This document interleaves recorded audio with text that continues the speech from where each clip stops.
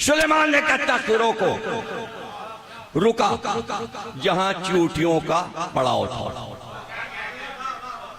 तख्त पे बैठे बैठे हाथ ऐसे किया और चींटियों के सरदार से कहा इधर आ।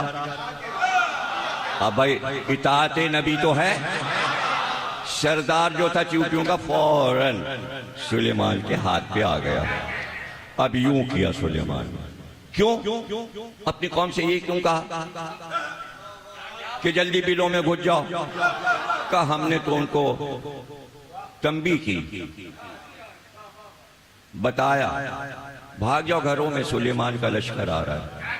क्यों कहा तुमने?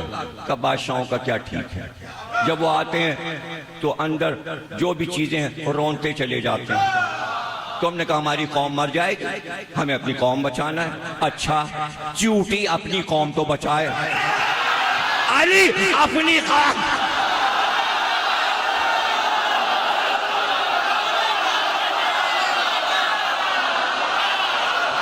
रसूल अल्लाह अपनी कौम ना बचाएं तो अपनी कौम अपनी उम्मत को बचाने के लिए रसूल कह गए अली से मोहब्बत करना तो तुम बच जाओगे, राह नजात अली है।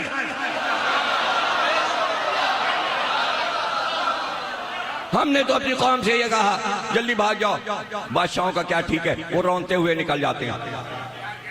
आपने फरमाया बड़ी बातें करना आती हैं तुझे, चींटी का सरदार, बड़ी बातें करना आती हैं तुझे? नाम लो चींटी,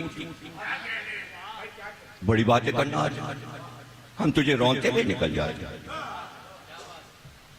सुलेमान ने कहा अच्छा ये बता तू अपनी कौम का सरदार, मैं अपनी कौम का सरदार, ये बता दोनों में बुलंद कौन है? या नबी अल्लाह क्या कर रहे हैं? एक कीड़े का सरदार, शहरा में रहने वाला, और कहां आप जिसको मुल्क अजीम मिला है, ये सवाल उससे क्यों कर रहे हैं? उसने भी कहा कि अब नबी ने कह दिया बड़ी बातें करना आती तो फिर बड़ी बात कर लूं, तो उसने बड़ी बात की। कहा या नबी अल्लाह इस वक्त तो मैं ही बुलंद हूं। कहा क्यों? कहा एक नबी के हाथ पर और एक नबी के, और जो दोस्त